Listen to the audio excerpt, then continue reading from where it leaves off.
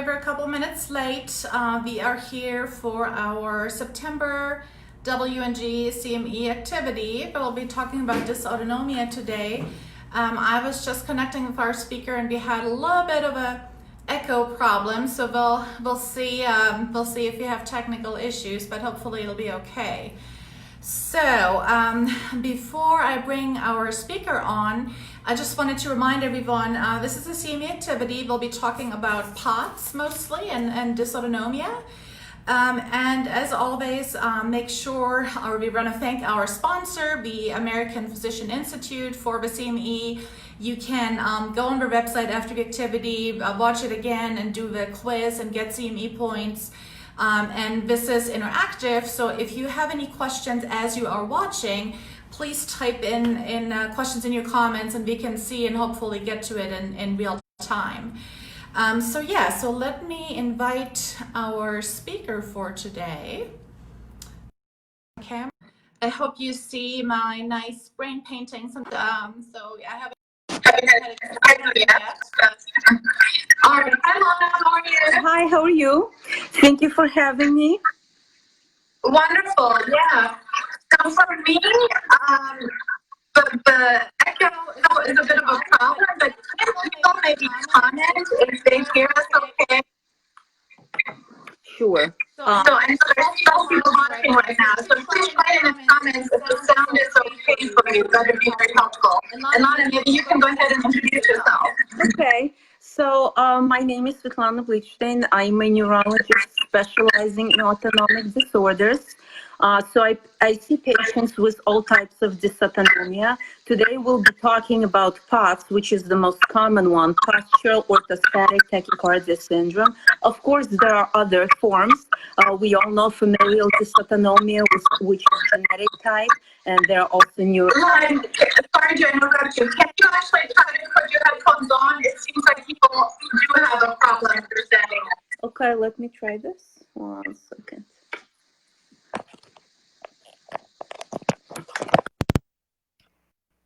Okay. Okay, let's go ahead. Okay, is this better? Yeah, continue. Okay. Is this better for everyone? Is this good sound now? Oh, echo was you, Catherine. Okay, so now I have an echo. Okay, go ahead and keep introducing yourself. Okay, so I'm a neurologist. As I said, I specialize in autonomic disorders, all types of dysautonomia. POTS is the most common one, which we will discuss today. Postural orthostatic. In training, we know about dysautonomia because we are trained to look for orthostatic hypotension in the context of neurodegenerative disorders like Parkinson and multiple system atrophy and pure autonomic failure. But in fact, dysautonomia is more common because all of us are seeing these patients. I know because I get them after they see a general neurologist. And the form that's the most common is POTS, which we will discuss today. I'm going to start with the case vignette, so I hope the sound is good and you can hear me clearly. But we'll start with a typical presentation. It's a 17-year-old boy who experienced influenza infection 6 months prior. And he recovered, but partially. Now he complains of persistent dizziness, fatigue, headache, cognitive problems, and he cannot attend school. He can't go back to school. He can't play sports. He was an athlete before, played basketball, got all straight A's, and now something happened and he's unable to do so. His additional complaints are bloating, nausea, sleep disturbance, and difficulty concentrating. So it's hard for him to do homework, even though, he has all the time now, obviously, that he's not able to attend. And his primary care physician ran basic evaluation, which includes CBC, CMP, mono test, which was negative, vitamin B12 and thyroid function tests. And all these tests were unremarkable. So he's referred to you for evaluation of headaches, dizziness, and difficulty concentrating. And he takes Motrin as needed for headaches, a multivitamin, ginseng, and his past medical history is remarkable for asthma as a child, but he hasn't had asthma exacerbation since he was 5 years old.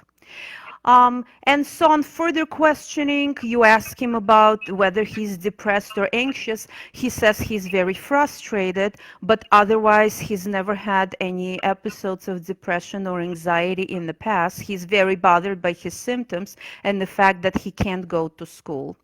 So family history, his mom has fibromyalgia and hypothyroidism. His father and sister are healthy. And then you'd go with the physical exam and you take his vital signs sitting and his blood pressure is 105 over 60, heart rate 82. And then you stand him up for 5 minutes and his blood pressure after 5 minutes of standing is 99 over 70, heart rate 128.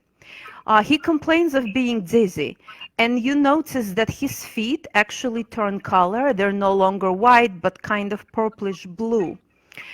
The rest of the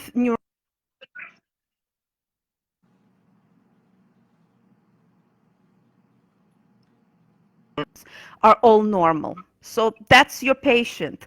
And my question is, what is the diagnosis entertain in this presentation, right? Um, so I'll go through the differential, Yeah, so I unless think Catherine, you want to jump in.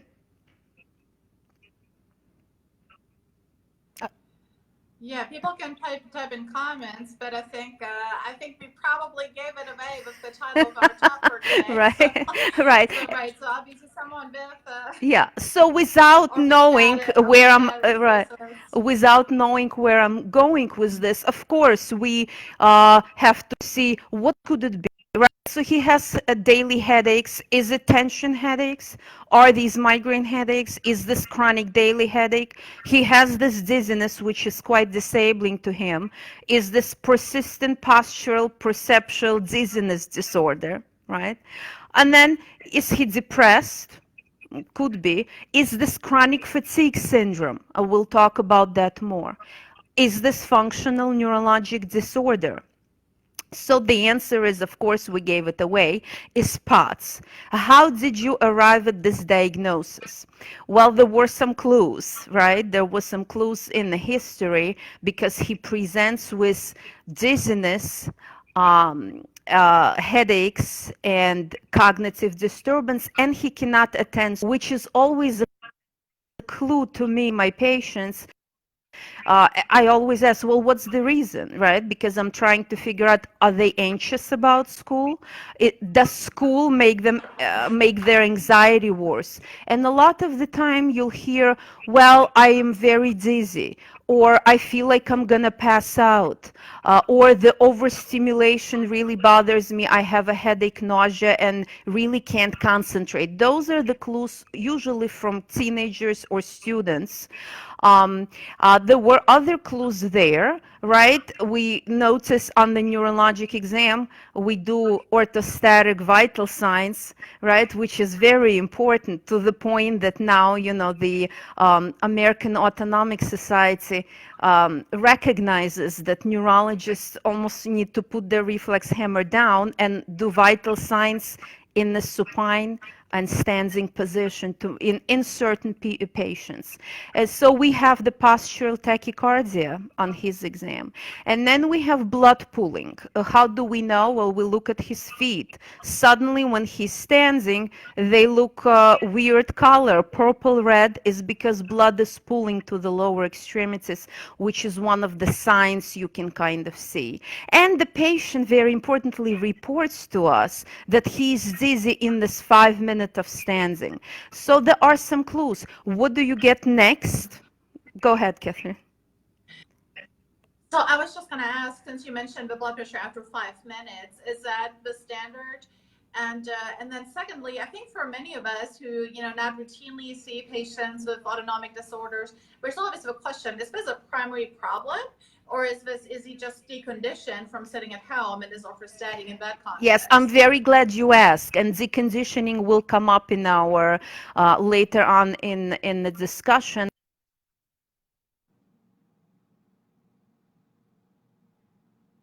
could all these kids and adults be simply deconditioned from being sick, which is why they're tachycardic, dizzy? We now know that's not the answer, but it's fairly complex disorder. Of course, it's kind of a vicious cycle where there is abnormal physiology.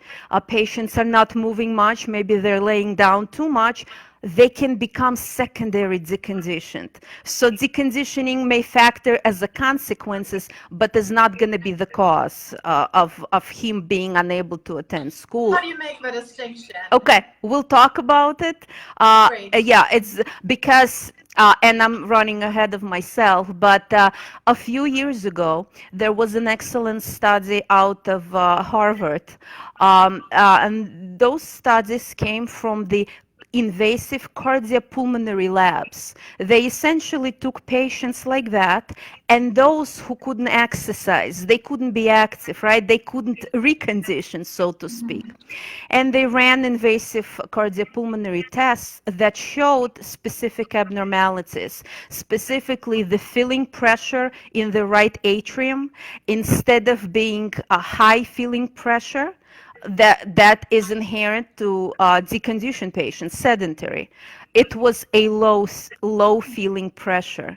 So there was a big difference in how Dr. Systrom and his colleagues noted that these patients aren't simply deconditioned, that there is something more going on.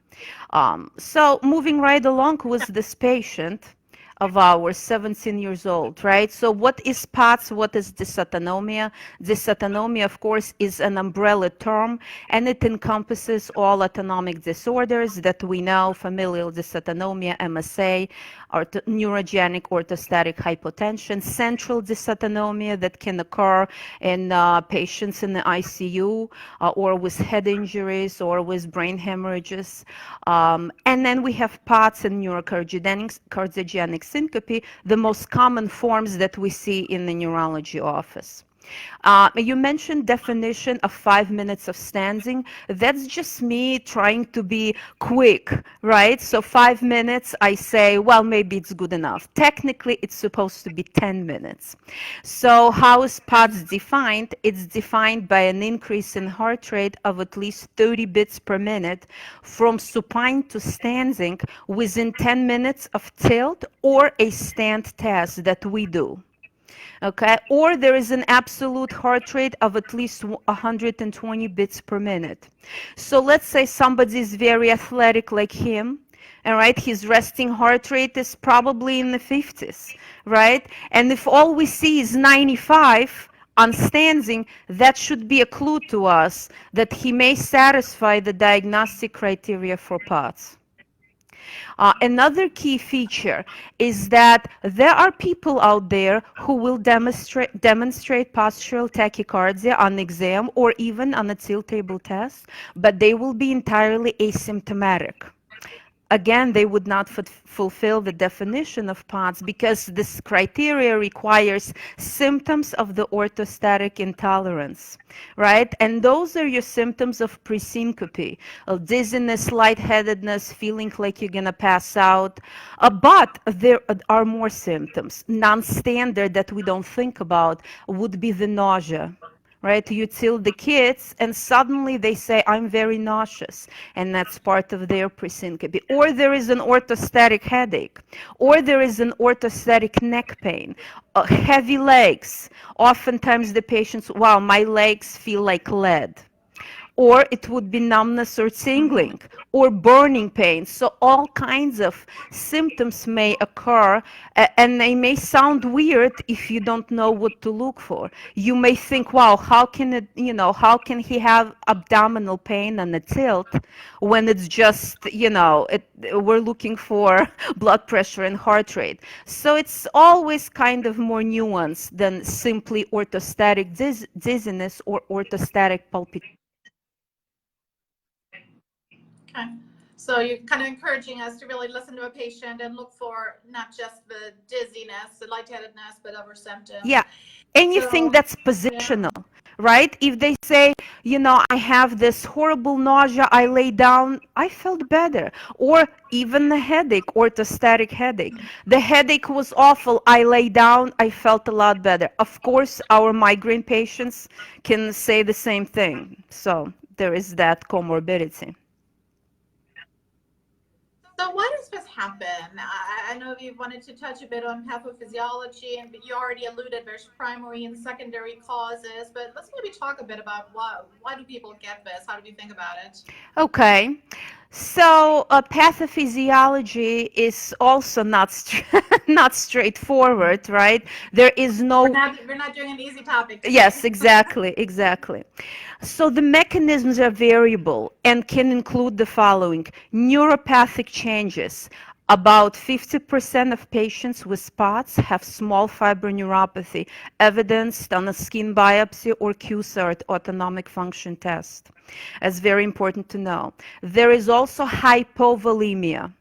And the hypovolemia isn't something that you can easily drink your way through orally.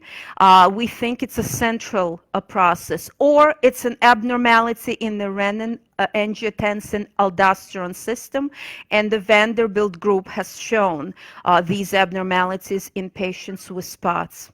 So volume depletion, which is why later on when we talk about treatment, you'll see that, oral hydration, salt intake is very important, and sometimes it's going to be IV saline for refractory cases. There is also exaggerated hyperadrenergic response. Sympathetic overactivity is at the core of a lot of patients with spots. And you can sometimes see that from measuring their norepinephrine level on a tilt in the supine and standing position, or simply doing supine and standing norepinephrine at the lab. And a lot of the times they will show a more than 600 of norepinephrine, which is elevated. We call it hyperadrenergic POTS. And very importantly to touch upon is the cerebral hypoperfusion, right? So we know cerebral hypoperfusion, if it's acute, it will cause neurocardiogenic syncope, right? Abrupt drop in perfusion, you're on the floor to restore perfusion. We know that. But in POTS is a little bit different. It's sort of this chronic state of hypoperfusion, and the body still compensates by higher heart rate and increasing your, the work on the heart, and it will compensate by vasoconstriction of the arteries in the brain, which is why you may have headache and nausea and all kinds of things. But there is evidence of cerebral hypoperfusion in patients with spots versus those with neurocardiogenic syncope, those versus those who are healthy. And last but not least, autoimmune.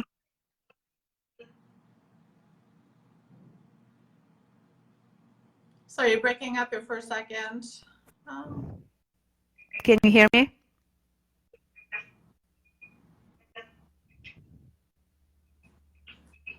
So you're breaking up. Let's see. Can you repeat what you just said? Yeah, so there has been a lot of research done in the past few years in my field on autoimmunity and antibodies.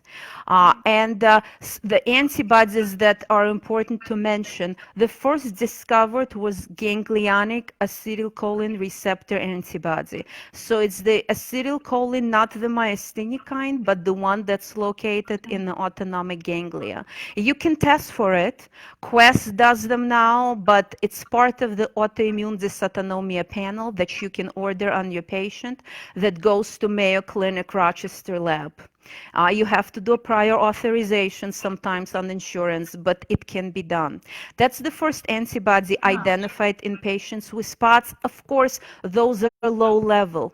They're not high level as in the autoimmune autonomic ganglionopathy. They're lower level, which is also POTS in some form, and by some authors, it was considered to be a limited form of AAG.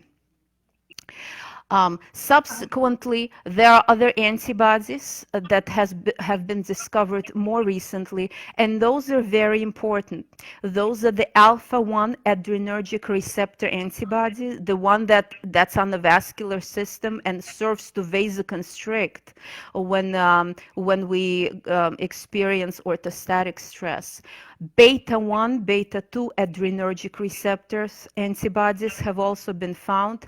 Muscarinic M1, M2, and M4, the ones that are very important for cognition, which could possibly explain why our patients are complaining about brain fog and difficulty concentrating and all kinds of central nervous system complaints. And then final antibody that was also found in greater proportion in patients with spots is angiotensin 1 receptor antibody. All of them, are very important to the diverse pathophysiology in patients with spots.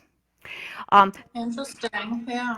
um, Now, a few years ago, what I was noticing in my patients way before these antibodies is that quite a few of them were testing positive for ANA. Right, quite a few of them had some kind of autoimmune disorder, whether it was Hashimoto's, celiac, rheumatoid arthritis. So we were given a grant by a nonprofit organization to study this further. And what we found is that in 100 patients with spots that I was seeing, there was a higher prevalence of all autoimmune markers, especially ANA, non-specific, low levels, right? 1 to 80, 1 to 160, speckled, homogeneous pattern, didn't amount to a rheumatologic diagnosis, but it was something. And similarly, I noticed that at least 20% of patients that we had comorbid autoimmune conditions. And that was way higher than if you take general population of young people ages between 15 and 50. And so from then on, researchers became more interested in identifying more specific antibodies, which I just described, specifically the adrenergic and muscarinic antibodies. Um, if we can move on to clinical features, because there's just so much multi-system that any one of us, if we have this patient, would be like, wow, is this lupus? Go see your rheumatologist. Wow, this sounds like there is something going on with your entire autoimmune system. Clinical features, typically we divide in orthostatic symptoms, which is your postural tachycardia, lightheadedness, dizziness, pre-syncope, syncope, and non-orthostatic symptoms. And the non-orthostatic symptoms, it's almost like take your pick. And they are most commonly fatigue, exercise intolerance, headache, cognitive disturbance, GI dysfunction, nausea, bloating, IBS-like symptoms, and sleep disturbance. And symptoms vary. It can be something in one patient, something else in another. But a lot of these patients, as you probably have seen in your practice, are quite disabled. They have difficulty doing activities of daily living, especially those that require standing, which is most things, right? Bathing, eating. They can have postprandial symptoms like postprandial tachycardia or hypotension or hypertension.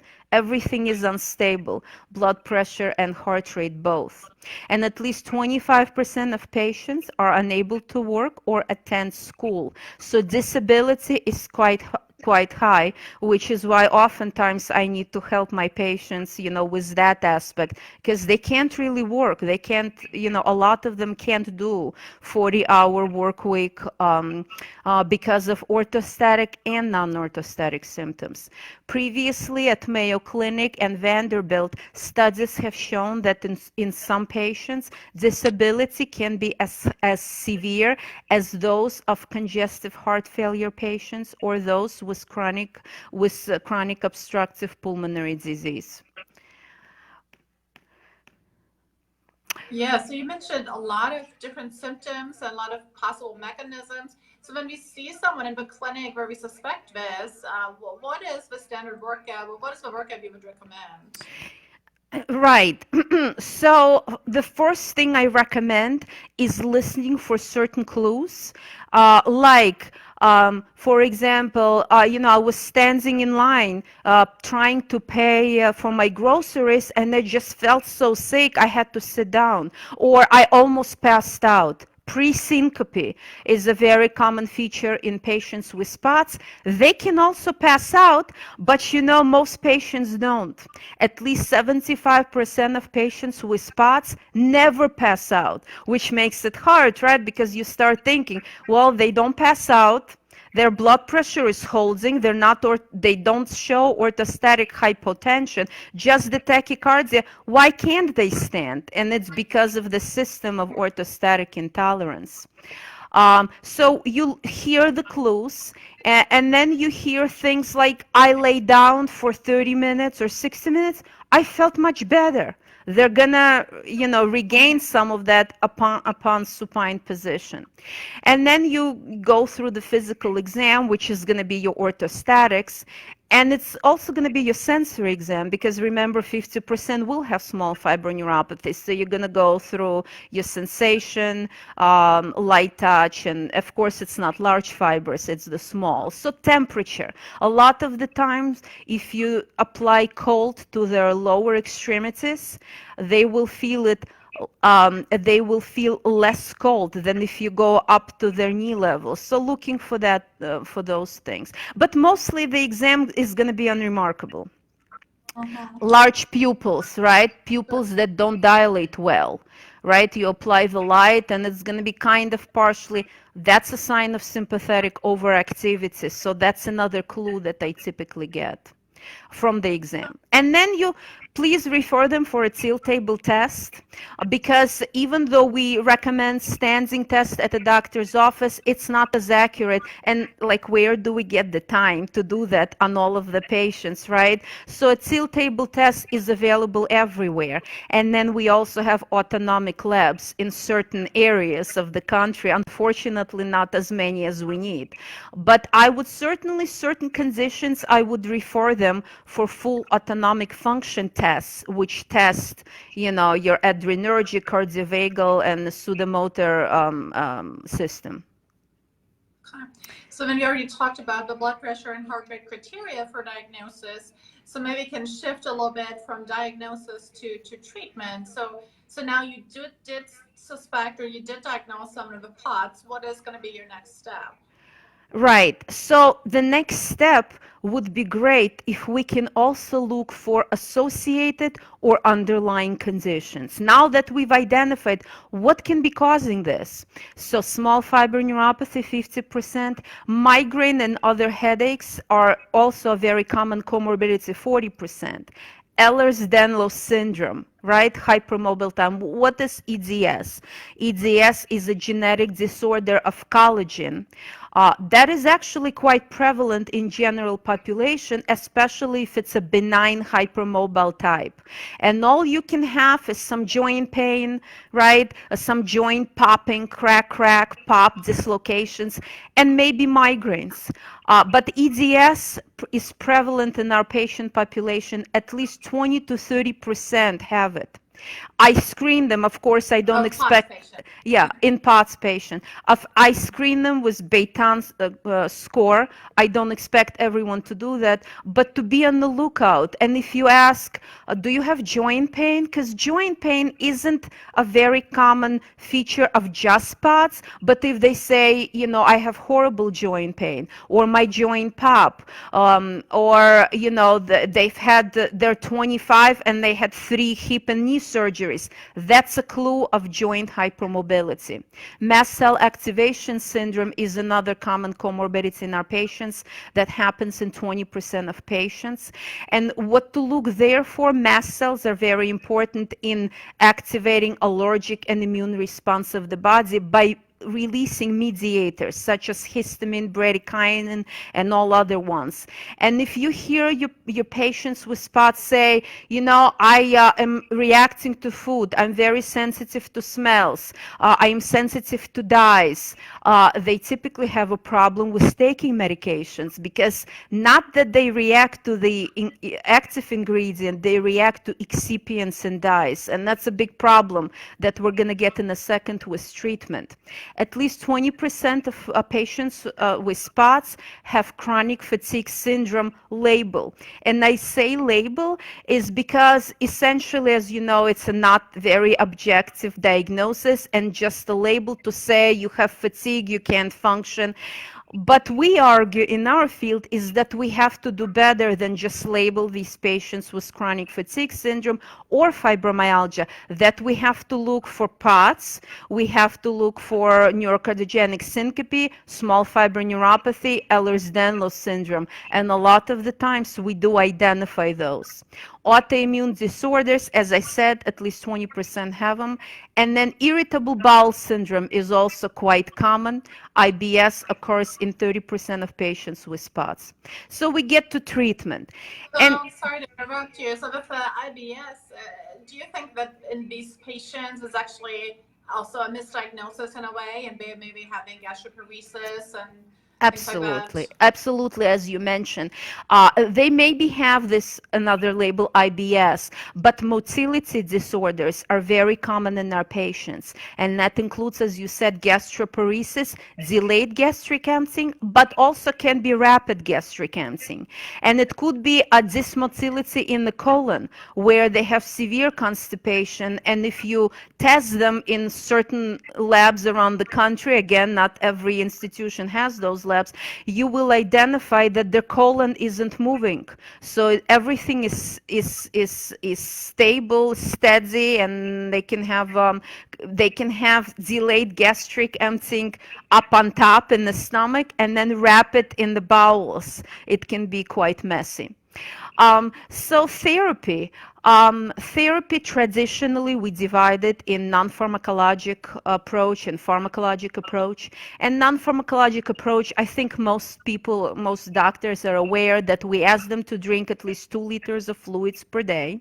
And the fluids shouldn't be water, because when we drink 2 liters of water, most likely we'll also urinate that volume out. It has to have sodium chloride in it so that it stays within the body. So solutions like Gatorade, Pedialyte, patients make their own, right? They take water, they add, a teaspoon of salt, some sugar, and some flavoring, and they drink this throughout the day. Salt intake in our young patients, most of whom have no evidence of hypertension, at least 5 grams is recommended. And that's a lot of salt, so we ask them to supplement with sodium chloride tablets. And there are different kinds out there. The sodium chloride, they dissolve rapidly in your GI tract. A lot of patients can't tolerate them due to nausea. But Thermotabs, and I'm not representing any brands here, but Thermotabs are enteric-coated with special coatings, so it goes down easier and has 450 milligrams of salt in one tablet. And that's a start. Of course, we ask them to get enough sleep, to eat small, frequent meals. Don't eat a huge meal full of carbohydrate, because it will result in blood pooling in your GI, and patients may feel lightheaded, dizzy, and sick with all kinds of symptoms. But many times, this non-pharmacologic approach is not enough. And I see this even from my colleagues that are very conservative with medications, and that will recommend patients take salt fluids, do exercise, wear compression stockings. The patients are still sick, right? A lot of them will require some kind of medications to move on with and improve with their illness. So medications, the staples that we have, first-line medication treatment options are beta blockers. The beta blockers will reduce sympathetic overactivity, will reduce heart rate, and allows the patients to feel better, to feel less tachycardic, short of breath, be able to understand better. Florinef, What would be a typical, sorry, just to kind of, I don't think we all are familiar with treating patients. So what would be a typical starting dose for a beta blocker for you? okay, it's very important you start very low doses. A lot of the times I see cardiologists give them a full dose, 25 milligrams of metoprolol 3 times a day. They're going to be on the floor with severe hypotension and bradycardia. Our patients tend to be very sensitive to medications, so I recommend starting very low doses, less than pediatric. For example, one of the beta blockers I commonly use is not metoprolol. Metoprolol is what the cardiologists like to use. I like to use atenolol, very low dose, quarter to a half a tablet of a 25 milligram tablet in the morning. You use very low doses and then you increase as needed.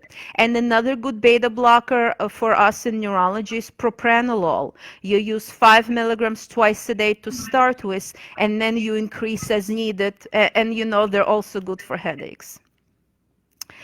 That is a very low dose. Very low dose. So that's good to know. That's Yep, good to know. I yeah, don't think that yeah. most people are aware of that. Exactly. And I don't start on LA because of the difference in absorption. I start them on regular release. And then once we know what the total daily dose is, then we can switch them over. Typically, POTS patients do not require high doses. And there has been a Vanderbilt study actually with the title Beta Blockers, Less is More. Okay, very good to know. So beta blockers. What Beta other things blockers, do we have? fludrocortisone. Fludrocortisone is going to help absorption of that fluids and salt at the kidney level. It's a mineralocorticoid. And sometimes doctors and patients feel kind of anxious, like, oh, is this a steroid? But it's a very weak steroid, and it typically isn't a problem at all in my patients. Once again, the dose is usually like 0.05 milligrams in the morning, and then you increase to 0.1 up to 0.2. That's what I use, 0.2. Sometimes I have patients with like 0.5, these crazy doses. Again, the higher you go on Florinef isn't going to make any additional improvement beyond 0.2. The last one, first-line medication treatment option, very important in our field, is midodrine. And midodrine is a peripheral vasoconstrictor, alpha. And what it's going to do is going to improve your blood pressure and reduce your heart rate as well. And typically is a very easy medication. It doesn't cross the blood-brain barrier, so there typically isn't a lot of CNS side effects, but you gotta also start it low and slow, 2.5 milligrams 3 times a day, and then you increase up to 40 milligrams total daily dose. I typically instruct patients not to lie down within 1 hour of taking it so we can avoid supine hypertension. So these three are the staple. We have many others. We have others. Recently, as of the past few years, we had ivabrazine Corlenor being available in the United States when it used to be only available in the UK and European countries. And it's also a very good medication. It's an I channel blocker that blocks tachycardia. Sometimes patients cannot tolerate beta blockers. Sometimes they have allergies. And so this ivabrazine can be good. Sometimes, beta blockers can cause weakness and kind of feeling blah and some dizziness. So ivabrazine is another choice. Other things we use are stimulants like Ritalin, Concerta, Adderall, ADHD drugs. We use Provigil as well for patients with hypersomnolence and those patients who, are very sluggish, complaining of brain fog. There are also SSRIs that sometimes can be helpful, but typically they're not the first line for patients with spots. They can be used when they have a comorbid anxiety, depression, and OCD. So certainly, in terms of the stimulants, would you recommend your evaluation with sleep lab, or do you kind of help guide that hypersomnolence or evaluate hypersomnolence? Yes, I often get a sleep study done. Many times just to rule out narcolepsy, right? To rule out obstructive sleep apnea in children and young adults who are not obese, especially those who have Ehlers-Danlos syndrome. We know that their upper airway can be reduced because of the collagen and connective tissue is kind of loose. They may also develop flappy upper airways, and they can have sleep apnea. So it is very important to rule this out, but without any abnormalities in sleep, it can also help patients to improve their physical and mental energy. And I need to mention Mestinon, which is also a very good drug. Mestinon we know from myasthenia gravis, but it also has been shown to be beneficial in patients with orthostatic intolerance and orthostatic hypotension and our POTS patients. And they're especially useful when there is this GI dysmotility and slow motility. Some of my patients use it specifically because it helps their severe constipation and move things along. Once again, a low dose of 30 milligrams twice a day is good enough, or up to 60 milligrams even like 3 times a day. But low doses are some are responders. And Mestinon has been gaining a lot of popularity, even from the cardiopulmonary testing group, they're now using Mestinon for all of their patients with exercise intolerance secondary to these abnormal cardiopulmonary tests and dysautonomia. It's interesting, yeah. So it sounds like there's definitely a lot of medications to choose from, and probably start simple, as you were kind of mentioning, start with a beta blocker if you do see the sympathetic hyperactivity, and kind of go from there. It's very interesting. You almost need to tailor what to start with. So I typically start beta blocker in patients who are quite tachycardic at rest and standing, who are kind of anxious and report a lot of symptoms of sympathetic overactivity, like sweating, being hot, shortness of breath. Their body is revved up. I would start that. In those patients who present more with this low blood pressure, their heart rate is not too bad, but they feel like they're going to pass out every second of every day, I would start midodrine in those patients. And then Florinef is good to start with in addition to beta blockers, because Florinef and beta blockers work very well together. So one of those three I would kind of tailor to specific situation. And one thing that's important to remember, sometimes Florinef can worsen headaches. And a lot of the times patients with headaches or migraines will say, wow, I've had like the worst migraine, can't tolerate, at which time I will discontinue it because it can worsen headaches. Yeah. So, what is the role of exercise? I think you touched on it briefly, but if people are too sick to exercise, they can't do it. But is it a reversible condition for some? Well, it used to be 10 years ago, 15 years ago. It used to be thought of as something that teenagers can get, and then they grow out of it.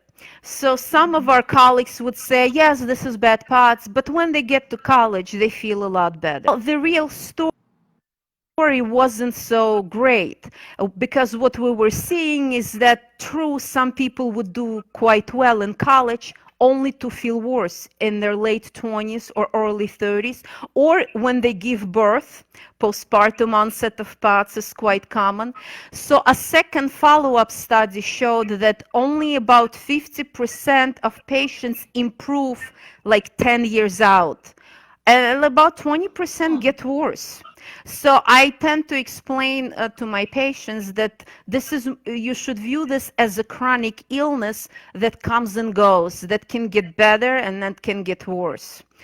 It's better to view it that way rather to say, well, when you turn 22, you'll be great. And that 22 comes, patients are still quite sick. So I try to kind of not make the expectations unrealistic in terms of recovery.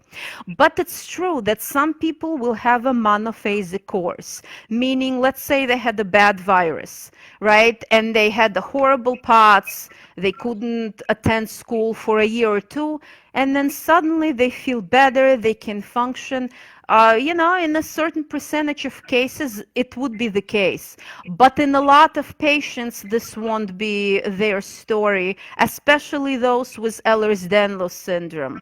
Um, so when you said about deconditioning and exercise, it's a whole controversial topic in our field because on the one hand, of course, you want them to exercise to keep their heart rate, heart conditioned, and with the heart conditioning, when the heart is conditioned, tachycardia can decrease because exercise also builds blood volume. So exercise is a good thing. On another hand, a lot of patients can't do intense exercise programs. So we have to find a middle road where the exercise program needs to be tailored to this person's needs. And many times patients will tolerate exercise on a recumbent bike, rowing machine, swimming, or floor exercise, things that have less gravity in them. And from Makes then sense. on, some of them will be able to run on treadmills and some not. But exercise is important to a certain point. It's not going to be a cure for a lot of patients. Got it. There's just a question that came in from Uh-huh. Sonam. Have you seen pseudotumor cerebri before infuse? Can you repeat the question? Because I don't see them. Any issues with pseudotumor cerebri before infuse? That's a good question. I wouldn't use this as number one treatment. When we use Florinef, we use low doses, but with increased intracranial pressure, I try to use other things, like beta blockers, like midodrine, like mestinon. It wouldn't be necessarily my first choice, but it's also a good question because Ehlers-Danlos patients who have dysautonomia may have elevated intracranial pressure and also low pressure. So spontaneous CSF leaks can occur, and also, pseudotumor cerebri. So quite complex. Yeah. So maybe let's touch a bit more on the small fiber neuropathy. So you already mentioned skin biopsy would be diagnostic. Any pearls on how to treat that in this patient population? Right. So usually EMG would be normal because sensory conduction studies are normal. You would have to do a skin biopsy or QSART where available. And the skin biopsy also, it's important to know that not only you want to do epidermal nerve fiber density test, you also want to add sweat gland density. And Therapath and other labs do them. Um, um, One important point also, sometimes I have a patient I am sure is going to have small fiber neuropathy and test. The tests come back negative. Times a good pathologist would look under microscope and they would actually see abnormalities, not in the quantifiable measures, but the nerve fibers look misshapen or they look abnormal. And they would make this comment that nerve fibers appear abnormal. This is how I know that some of my patients who test negative may actually have abnormal looking nerve fibers on skin biopsy, except nobody knows because typically it's not looked at under the microscope. Patients typically have neuropathic pain, but they may have zero neuropathic pain and they may have only dysautonomia. When you test them, you see significantly reduced epidermal nerve fiber density, so check for those. And autonomic function tests can also easily identify those with pseudomotor neuropathy because that's what the test is for. And I want to mention this. IVIG is something else that's emerging as a good therapy for patients with both small fiber neuropathy and dysautonomia.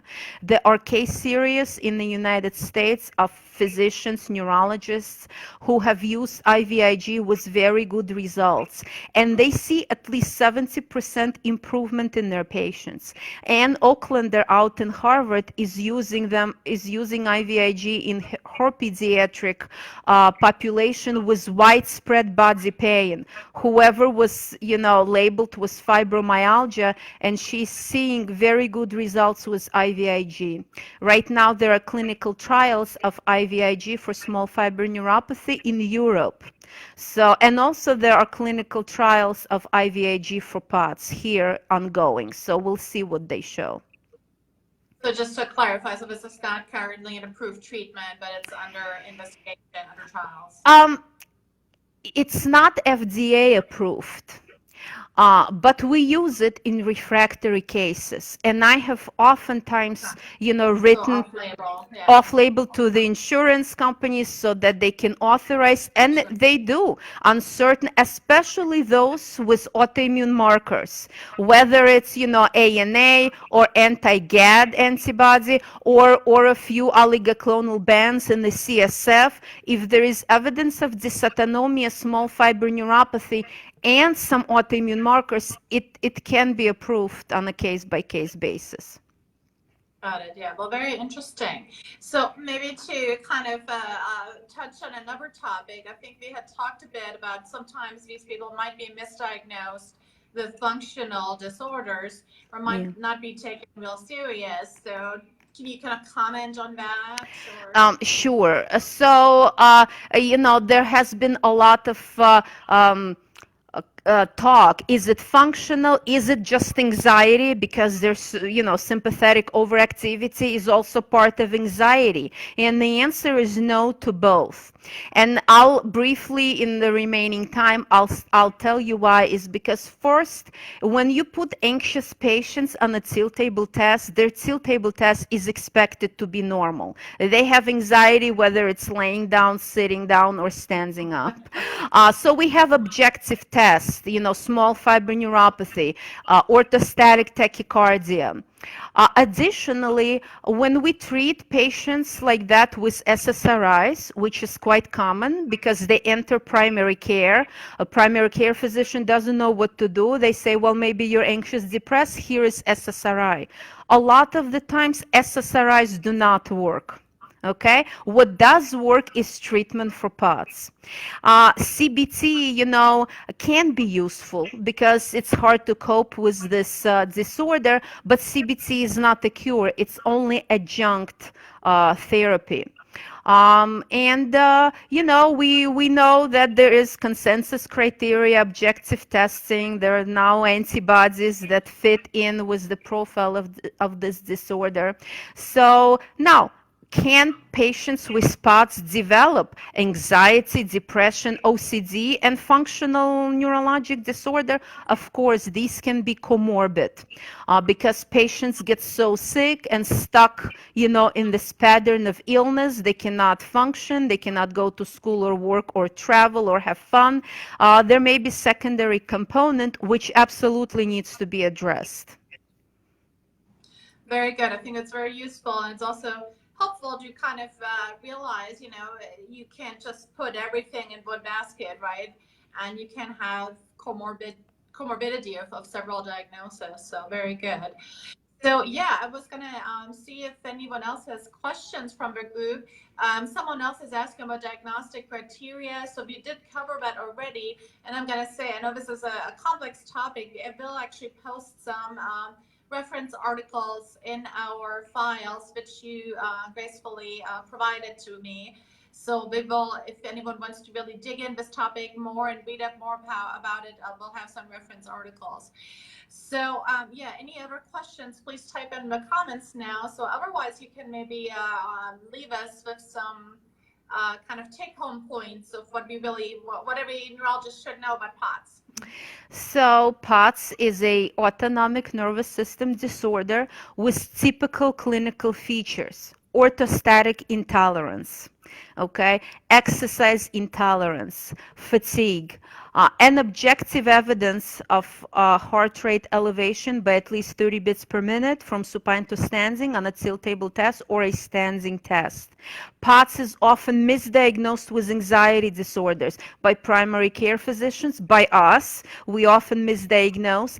And treatment, if you start treatment early, not 5, 10 years later, the diagnostic delay is getting better, but still for about 4 years. 4 to 5 years is the diagnostic delay.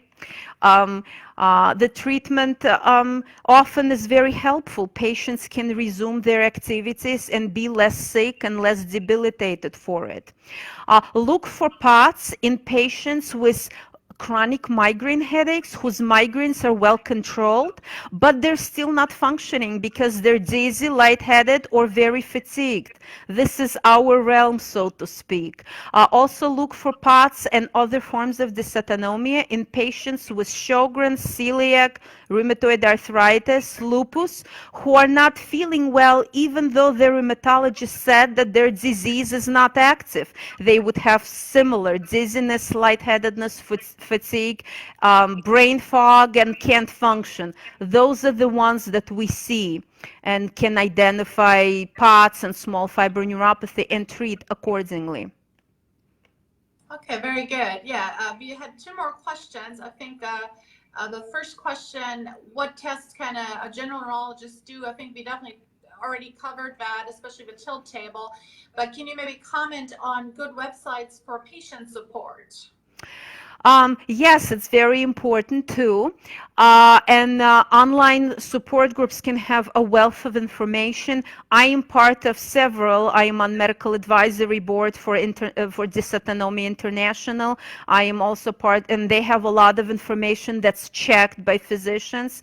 Dysautonomia Information Network, Dysautonomia Support, Ehlers-Danlos Society has a lot of information because EDS patients have a lot of neurologic comorbidities that we see, and we just don't screen, or we don't recognize those patients. So they can be very helpful for good information and also good information for physicians. Very good. Well, actually, just a follow-up question on that. How does one find good specialists in this area or expand expertise education about POTS? A very good question. Dysautonomia International is running CMEs in various cities, and those are lectures by experts in the field. There are also CMEs from the American Academy of Neurology and the American Autonomic Society. And the meeting is coming up in November there in Florida for the American Autonomic Society. And also the Dysautonomia International and American Autonomic Society have a list of specialists in your area that you can refer. And the wait time can be, quite long, at the big centers. Perfect. Yeah, well, thank you so much. Thank you. So, and you all just listened to an hour of us talking about this. So we know more than an hour ago. So that's excellent. So yeah, this hour just flew by. We're pretty much at the end. So thank you so much for doing this, Lana.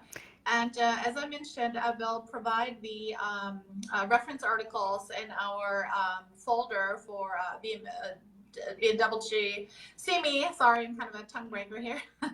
Yeah, so again, I just wanted to thank the American Physician Institute for sponsoring our CME. Since it is Friday afternoon, it might be until Monday till the video is actually up. But you should be able to follow the link. So go on the event page. If you follow the link that was posted, you can take the CME quiz. It's 3 questions. Making sure you paid attention, and you can get your CME. And maybe Lana, you can post in comments. There's a couple more questions. What day? Great. What day the upcoming conference is? So it sounds like some people might be interested. It's in going. November. Yeah. November. The beginning of November. It's gonna be in Clearwater, Florida, I believe. Yeah, you feel free to post the link later, and maybe people can come and get more on. They'll get more autonomic specialists here for your kind of activity here. Yes, thank you very much for having me and for giving me the opportunity to educate you on dysautonomy in POTS. I'm very honored to be here. It was our great pleasure, and I think a couple people have asked, can this be shared outside the group? So yes, we hold the activity in this group, but once it is on the American Physician Institute website, you can actually share the link, and of course, other people outside our group are welcome to watch it as well. So, yeah, so thank you so much. And I just want to conclude and say, this has been really a fun series to do, and we want to keep it going. We have a social media intern who is helping facilitate upcoming activities and help with my workload a bit. So, if you are interested to speak about a topic, please, you can comment here or comment, write a message to our admin account, which is ADA WNG, and just say that you're interested or propose a speaker, propose a topic. We're very open. This is very low key. As you see, we don't use slides or anything. It's really meant to be a conversation. And we are definitely looking for new topics, for people who want to be interviewed, for people who want to interview. Doesn't really have to be me on the screen every month. So I'm not, I'm very, very happy to have other people participate. Just let us know if you're interested. And yeah, thanks again. And thanks to everyone watching. We had about 25 viewers, so I think that's Great. pretty good for Friday afternoon. And many more will be able to watch it online. So have a good weekend, You everyone. too. Thank you. Okay, thanks so much. Bye Bye. bye.